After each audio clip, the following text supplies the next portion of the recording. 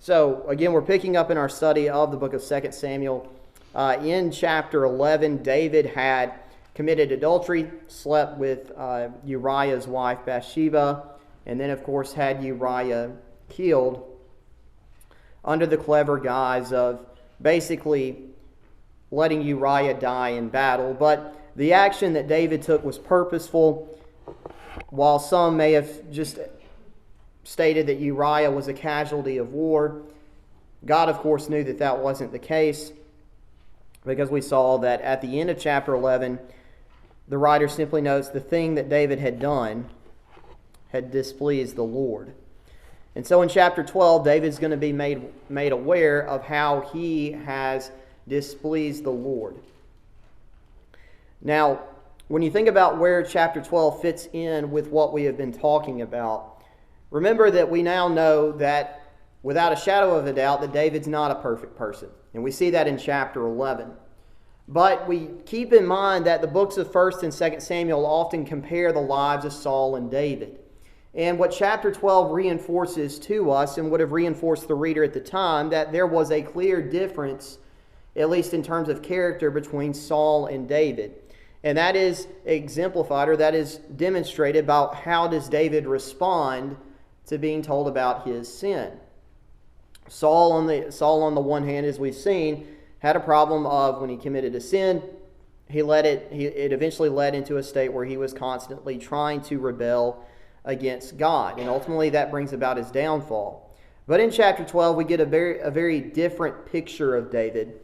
And it reinforces the point again that David was a man after God's own heart. Not that he was perfect, but that when he was wrong, he wanted to find atonement or forgiveness for the sins that he had committed against God. So, God will send a messenger in chapter 12, and that messenger is Nathan. Now, it is interesting to note the parallel here. In chapter 11, David used messengers to not only carry out but also cover up his sin. Remember, David sent messengers to Bathsheba, basically to get Bathsheba to come to David's house. David had sent messengers to Joab to tell Uriah to come back to Israel and to be with his wife. And then, of course, we know that David used Uriah as a messenger to Joab to basically give Joab the statement, or at least the command, that Uriah was supposed to be put at the very front so that he could die. And then Joab sent messengers back to David to let him know what happened and to make sure that he was not upset with what had happened. And so messengers were very important in chapter 11 in order for David not only to carry out but also to cover up his sin. But it is interesting to note that God is going to use at this time sort of the same strategy, not to get David to commit further sin, but to convict David of his sin. And he's going to use not 3 or not 4 different messengers. He's only going to have to use one messenger to do that. And that, of course, is the prophet Nathan. Now, where have we read about Nathan before? Back in chapter 7, when David wanted to build a temple, and Nathan said, that'll be for your son. Right. Yeah, so remember back in chapter 7, we read about the prophet Nathan. David had wanted to build a temple. Nathan had to give him the news that it's not going to be you that builds the temple, but it will be your son. And so the impact of this is that Nathan had brought not necessarily a harsh message in chapter 7, but it was a message that, David, you're not going to get what you want, but your son will. And your kingdom will be established forever, of course, in part being a prophecy about the coming of Jesus. Well, in chapter 12, Nathan's message will not be so kind, so to speak, towards David. So, beginning in chapter 12, let's read verses 1 through 4. Then the Lord sent Nathan to David, and he came to him and said to him, "There were 2 men in one city, one rich and the other poor. The rich man had exceedingly many flocks and herds, but the poor man had nothing except one little ewe lamb, which he had bought and nourished, and it grew up together with him and with his children. It ate of his own food and drank from his own cup and lay in his bosom, and it was like a daughter to him. And a traveler came to the rich man, who refused to take from his own flock and from his own herd to prepare one for the wayfaring man who had come to him. But he took the poor man's lamb and prepared it for the man who had come to him. So Nathan here gives what we would call a what? Parable. He give him a parable here. We know Jesus used parables a lot. Typically parables were, sometimes we call them earthly stories with a heavenly meaning. They are real-life practical situations, but the point in telling them is that there is a greater spiritual purpose behind it. So a lot of Jesus' parables, for instance, gave earthly stories about a man planting seeds and things like the men that were given talents that were supposed to use those talents properly while their master was away, or those five individuals who didn't have their lamps prepared when the bridegroom came back. And the point is that those were all real life scenarios, but the spiritual purpose behind them was to describe the coming of the kingdom. But in this particular chapter, Nathan's going to approach David with a parable to essentially show to him that he has been guilty of sin, and not just one particular sin, but multiple sins. So we note that the parable that Nathan brings, that there were two men in one city, one rich and the other poor. And so the rich man had a lot. We get the picture there. The poor man did not have very much at all. Notice, of course, that the only thing that the poor man had, at least in terms of his animal livestock, was one little ewe lamb, or very young lamb, which he had bought and nourished, and it grew up together with him and with his children. Now, what does this description sound like? It ate of his own food and drank from his own cup and lay in his bosom, and it was like a daughter to him. What would we call that in today's terms? A pet. That's basically what it was. This is not just a livestock animal that they relied on for wool or for meat or anything like that. This is basically like the family pet. You get that from the sense of the very close connection. It ate of his own food and drank from his own cup. If you have pets, sometimes, especially I know if you have a pet dog, sometimes people will feed them from the table. Sometimes, or leftovers perhaps that maybe you don't want to eat, but you know that your dog will eat. You know, we do that from time to time. I don't think we let our pets drink from our cups, though. I don't do that. You might. Some of you may let your pets, if you do have pets, you may let them sleep in the bed with you. I know of some people that let their pets sleep in their bed with them. I know Abby has suggested several times to let Hazel, their big Great Pyrenees dog, sleep in the bed with Bryant and her. Brian obviously said no, and I don't blame him. I couldn't. I don't think I could handle a dog sleeping in the same bed as me. But some people choose to do that, and it was like a daughter to him. Very, very close affection. Again, the idea being that, again, the father viewed the ewe lamb as a daughter. Just the idea that this is a very close bond. And perhaps growing up, we've all had a particular family pet that grew on us, that we cared for, that was very kind to us, or that we were very kind to, and that we have a lot of great memories of. And you know, typically we outlive our pets. They don't have as long of a lifespan, but I think for most people, they can sort of relate to what the poor man's going through here, at least in terms of having a family pet that you loved and it grew up. And as you grew and your family and your kids grew, it grew along with you, and it's a very close connection. And the last thing that you would want to have happen to a family pet is something like it being kidnapped or being killed, as we see in this particular case. I know that this has happened. I've heard of this happening recently around here. Some people have had their pets kidnapped, and that's a very sad thing. And if you're really close to your pet, it's something that you don't want to happen. You know, even though it's not a human being, it still is very close to you, and certainly if you have pets, you're really appreciative and you really enjoy having them around. But this particular small lamb was seen as the solution to the rich man's problems. So he doesn't want to take from his own flock. He doesn't want to take from his own herd, which we know based on verse 2, he had exceedingly many flocks and herds. This is a man that was not herding at all. He probably had pets as well, but the point being is that he had his own livestock that would have been well sufficient for him to take and to prepare for this stranger that had come in to him. But instead, he looks at the poor man's lamb and decides to kill it and prepare it for the man who had come to him.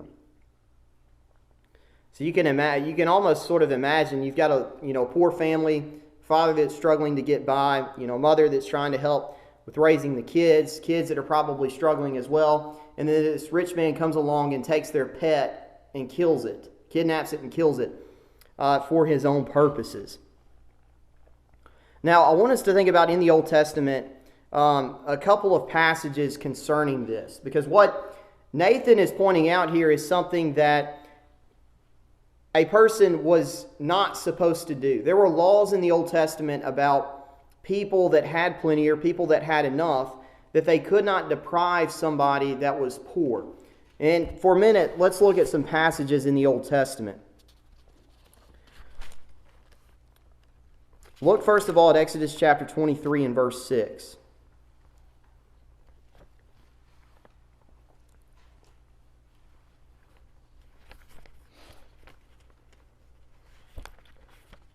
In fact, Dad, if you read Exodus 23, verse 6, I'll read Leviticus 19 and verse 15. Exodus 23:6, thou shalt not rest or pervert the judgment of thy poor in his cause. So in Exodus 23, you're talking about matters in terms of the law. And naturally, let's go ahead and read Leviticus 19 and verse 15 as well, because it connects to it. Here the law says, Leviticus 19. Hold on. Was it 15? Yeah. Leviticus 19, verse 15. I was looking at verse 13. You shall not do injustice in judgment. You shall not be partial to the poor, nor honor the person of the mighty. In righteousness you shall judge your neighbor. Now, the Old Testament put a pretty big emphasis on how to handle the poor. In this particular case, when it came to matters of judgment, the people were not supposed to show preference to the rich or to the poor. But the focus here in Leviticus 19, verse 15, and Exodus 23, verse 6, is that whenever a matter or a dispute came up and it involved a poor person, you should not look at that as a way for you to take advantage of them, was the idea. Because that was seen as, again, as something that was abhorrent to the Lord. I remember that when we talked about in the book of Amos, it was one of the things that Amos criticized about the people of Israel, the wealthy had exploited and taken advantage of the poor of Israel, and that they would be punished for that. Likewise, we know that in one of the Old Testament laws, especially with those that had fields, is that they were supposed to leave part of the field away for the stranger and for the poor, to be able to provide for them. And so the Bible the Old Testament put a pretty strong emphasis that God expected the have-to-dos in society to make sure that the poor were taken care of. And that same theme is probably what provokes David in 2 Samuel chapter 12, verses 1 through 4. David knows that what the rich man does here, not only is it just seen as a very bad practice, or it seems just like a very mean practice, but at the same time, there are a lot of things that this rich man is violating when it came to the law of God in order for him to take this poor man's lamb to prepare it, rather than using one of his own many flocks. And so David becomes angry, right? Verse 5 says, so David's anger was greatly aroused against the man, and he said to Nathan, as the Lord lives, the man who has done this shall surely die. Now, give credit here again to Nathan. Nathan, in this particular situation, when he's told by the Lord to go to David, we know that without a doubt Nathan knows what's happened. And for a lot of people, you're talking about going up to the king and criticizing the king. And some people may not have wanted to do that. You could be very much in trouble, depending on who the king is, if you went up and you rebuked the king. Of course, when you look back to chapter 11, Joab was concerned about that. Certainly the messengers were concerned about that. They were concerned about the anger of the king. But give credit to Nathan here, because he's not necessarily concerned about what is David's anger in this situation, or what might happen because of David's anger. You know, and sometimes we need that reminder to us when we deal with others that maybe are within our own family, or those that we are friends with, or those that we work with. And sometimes we deal with situations where people are either living in sin, or they've committed a sin and they don't repent of it. And we think about, how do we handle that situation? We have to keep in mind, first and foremost, we do have some responsibility to try to talk to them about that, to try to get them to repent. That is part of what our expectation is as Christians. That's what Peter's expectation was in Acts chapter 2. Peter's going to have to tell the men responsible for crucifying Jesus and for creating the sentiment to crucify Jesus. Peter's going to have to tell them, you've killed the Son of God. And naturally, if you're thinking about Peter and the apostles' mind, some people are probably going to be angry. And that eventually does happen. But the point being is that when it came to the very first objective that we see the church carrying out in Acts chapter 2, they did have to tell people in that particular passage that they were in sin, that they had done wrong, and that they had ultimately need to repent of it. And sometimes it requires courage on our part to do that very thing. And we don't do this out of a way to hurt other people. We do this to seek the best interest of these individuals involved. Note that Nathan goes to David in a parable with this. Of course, Nathan could have done this to kind of soften the blow a little bit, right? David might have become very defensive if Nathan just came right out and said it. But Nathan comes with a parable, perhaps to soften the blow, but perhaps also a way to help David convict himself, which is what David is eventually going to do. Now, keep in mind that David as a king could sometimes act as a judge. In 1 Samuel chapter 8, remember that the people of Israel said to Samuel, "Give us a king so that he can judge over us like the other nations." And what David is doing here is he is sort of acting like the judge. He's been told of this crime that's committed, and in verse 5, David says, this is what the sentence is for this criminal. "As the Lord lives, the man who has done this shall surely die." Now, we've mentioned this phrase before, but again, the phrase, "as the Lord lives," it tells us the certainty, or at least the assurity, that David gives in this message, because this is what is backed up by what God's commandment says. The man who has done this shall surely die. Of course, David at this point doesn't recognize who this is, but he follows up with that in verse 6 and says, "And he shall restore fourfold for the lamb, because he did this thing, and because he had no pity." Now, verse 6 is important to keep in mind. Look for a moment at Exodus chapter 22 and verse 1.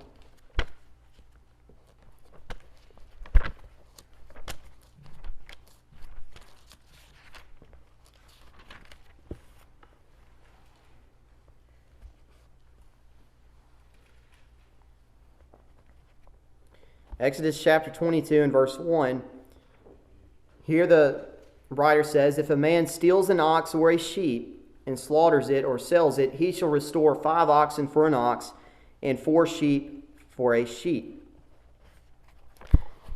And so David's point here is that this is what David is basically referring to here. He's referring back to Exodus 22 verse 1, Because if a man stole another person's sheep and killed it, the man who stole had to provide 4 lambs back as a way to repay the debt, as part of the forgiveness process.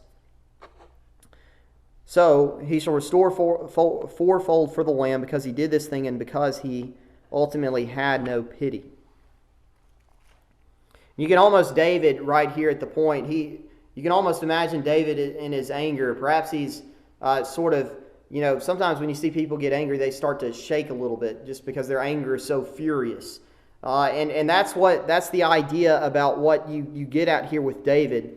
But you almost, it would almost be an interesting thing to go back and look at what his reaction would be with what David is going to be told by Nathan beginning in verse 7. But this was a very effective strategy. David gets his anger up, and he knows for a fact that the man who has done this thing should be punished for his sins. And that reinforces what David's perspective is going to be in verse 7, where Nathan tells him, David, you are the man. Then Nathan said to David, you are the man. Thus says the Lord God of Israel, I anointed you king over Israel. I delivered you from the hand of Saul. I gave you your master's house and your master's wives into your keeping, and gave you the house of Israel and Judah. And if that had been too little, I also would have given you much more. Why have you despised the commandment of the Lord to do evil in his sight? So sort of like when you think back to 2 Samuel chapter 7, there was a reflection back on what God had provided for David. But that was done in a very positive sense. David had thought about that in a very positive sense in light of not being able to build the temple for God. But in this particular case, God uses this through the prophet Nathan as a way to rebuke David. David, think about what you have been given. You are the man. You are the king over Israel. You have been preserved from Saul. You have your master's house. You have your master's wives. And you now control the house of Israel and the house of Judah. If it had been too little, I would have also given you much more. And the point being is that David had plenty at his disposal. He's like the rich man that had plenty of flocks and herds. And when you think about this specifically, the point being is that David had multiple women. He was married to multiple women. He also had at least from our understanding, when Saul died, he also had the opportunity to marry Saul's wives. He had all of that at his disposal, but yet he saw Uriah, who was a common soldier, and saw his wife and decided to kill him in order to get his wife. You are the exact same man that you have just said deserves to die for taking a poor man's lamb. And so, David, you have forgotten what I have given you. You have forgotten that you are in a position where you have plenty, but you have at the same time ignored that in order to take advantage of this common person by taking his wife. So simply, verse 9, why have you despised the commandment of the Lord to do evil in his sight? Now, I think this is really important, and this is really interesting to note, because Nathan doesn't start off with what David's actual crime is, at least his physical crime. He starts off with what was the root problem for David. The root problem was not that he had Uriah killed, that he committed adultery with Bathsheba. That was not the root of the problem. That was the effect, or that was the manifestation of the problem. That was the action that came. That was the result of the problem. The real problem, verse 9, is, why have you despised the commandment of the Lord to do evil in his sight? And so Nathan's saying here that this is the ultimate reason why you have chosen to act. It's because first and foremost you despise the commandment of the Lord to do evil in his sight. If David had better prepared his heart, or at least, like he would say later in the book of Psalms, thy word have I hid in my heart that I might not sin against thee. If he had actually taken that into consideration, none of these things would have happened. But yet, because David despised the commandment of the Lord, or at least in his heart he thought to do evil, that's where evil actions then proceeded from. Again, we see on numerous instances in the Old and the New Testament that same idea portray out, that what's in a person's heart, if a person thinks evil and plots evil in his heart continually, then eventually his actions are going to reflect what's in his heart. And that's what Nathan is saying to David here. David, you have not taken care first and foremost of your heart. You have despised the commandment of the Lord. And so the results of that is what follows in verse 9. You have killed Uriah the Hittite with the sword. You have taken his wife to be your wife, and have killed him with the sword of the people of Ammon. You know, we as Christians have to take that into consideration, because ultimately we are guilty of sin.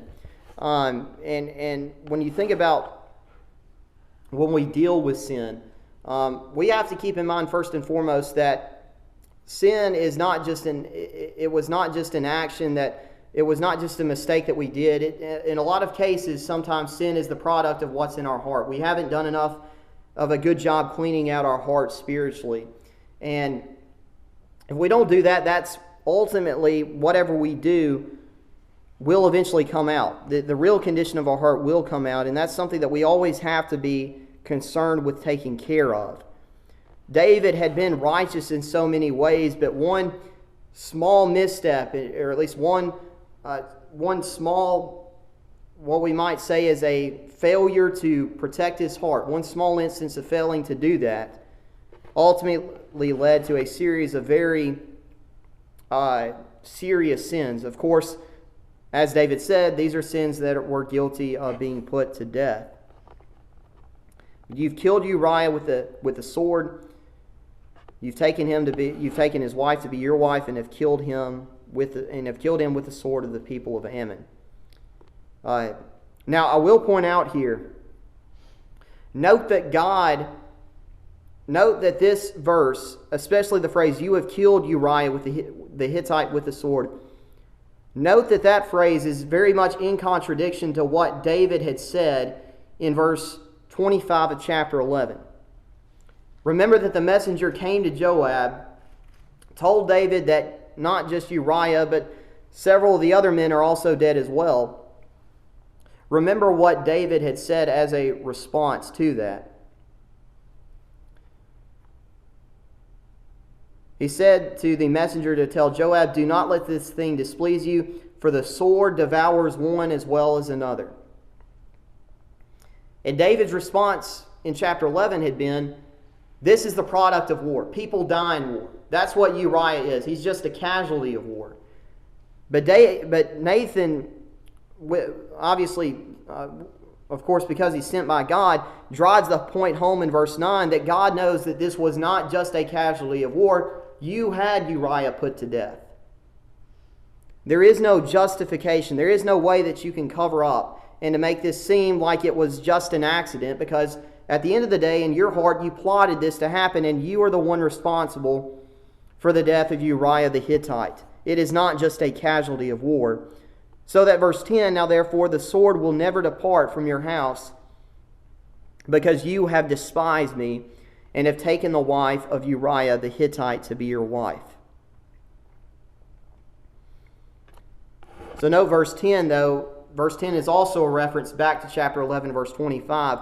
Now therefore the sword shall never depart from your house. You said that Uriah's death was just a casualty of war, because the sword can devour one as well as another. Well, David, that same statement is going to be applied to your family now, because in your house the sword will devour one as well as another. And certainly we know that this will happen later on. David will eventually lose 4 of his sons to bloodshed, being killed by the sword.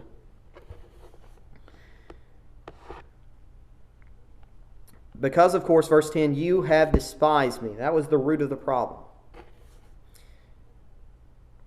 So let's read verses 11 and 12, and then we'll take comments before we... Thus says the Lord, behold, I will raise up adversity against you from your own house, and I will take your wives before your eyes and give them to your neighbor, and he shall lie with your wives in the sight of this sun. For you did it secretly, but I will do this thing before all Israel, before the sun. And so ultimately, these problems that are going to affect David, while David tried to keep them under wrap and tried to keep it secret, his murder of Uriah and his adultery with Bathsheba, God says that these secret sins are ultimately going to lead to very public results. And certainly that's going to take place when David deals with his son Absalom, who tries to raise a rebellion against him. These secretive sins are going to have very public results. And it's not going to bode well for David and his house. Well, that being said, are there any comments on what we've set up through verse 12? This is a reminder of how easy it is to see the sins in other people's lives, but Right. fail to see our own sins. David was right to be angry at the man in the parable for his sin, but he evidently forgot that he violated at least 3 of the 10 commandments. Right. He coveted his neighbor's wife, he committed adultery, and he, really was guilty of murder. He could see the sin in the rich man's life, but he so easily forgot about his own, and we're guilty of the same. Mm-hmm. Yeah, the principle being, you can't take care, you cannot, you can't take care of somebody else's problems until you have your own taken care of. We kind of talked about that principle in my U.S. history class a couple weeks ago. The United States was trying to expand outside of its own territory in the late 1800s and the early 1900s into places like the Philippines and Guam. And part of the people that opposed imperialism, part of their argument is that we have enough problems going on in the United States. We need to take care of those before we go overseas and try to help people correct their own problems. It's the same principle that Jesus pointed out in Matthew chapter 7. You cannot remove the mote or the speck in somebody's eye if you've got a beam or a pole sticking out of your eye. You're not going to be able to clearly do that. And that's the point that David's in. David's in no position to condemn this man because he's, as Brother Wayne said, at least on 3 occasions has violated the very 10 commandments of God. But here's the point, verses 13 through 15, which is where we're going to close. David said to Nathan, I have sinned against the Lord. That's the difference between Saul and David. David says that I have sinned against the Lord. And we're going to look at a couple of the Psalms next week in connection with this. But Nathan said to David, the Lord has put away your sin. You shall not die. However, because by this deed you have given great occasion to the enemies of the Lord to blaspheme, the child also who is born to you shall surely die. And then Nathan departed to his house. So we may comment on that a little bit more next week, but we're going to go ahead and stop here because we're out of time. We'll pick up perhaps in verse 13 again next week and continue on in chapter 12. But again, thank you for your time and thank you for your attention this morning.